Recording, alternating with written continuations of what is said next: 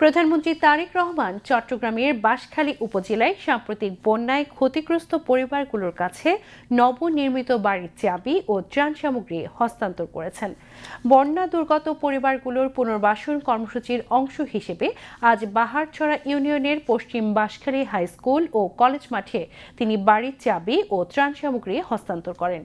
এ উপলক্ষে দেওয়া বক্তব্যে প্রধানমন্ত্রী তারেক রহমান বলেন, জনগণের জীবনযাত্রার মান উন্নয়ন এবং দেশের ভাগ্য পরিবর্তনই সরকারের মূল লক্ষ্য। তিনি বলেন, বাংলাদেশের মানুষ আর বিভ্রান্ত হবে না, বাংলাদেশের মানুষ সামনের দিকে এগিয়ে যাবে। প্রধানমন্ত্রী তারেক রহমান বাঁশখালীর অত্যন্ত সম্ভাবনাময় পর্যটন কেন্দ্র বাহারছড়া সমুদ্র সৈকত পরিদর্শন করেন। তিনি বাঁশখালীর বাহারছড়া গ্রামে বন্যায় ক্ষতিগ্রস্ত একটি পরিবারের কাছে নতুন বাড়ির চাবি হস্তান্তর করেন।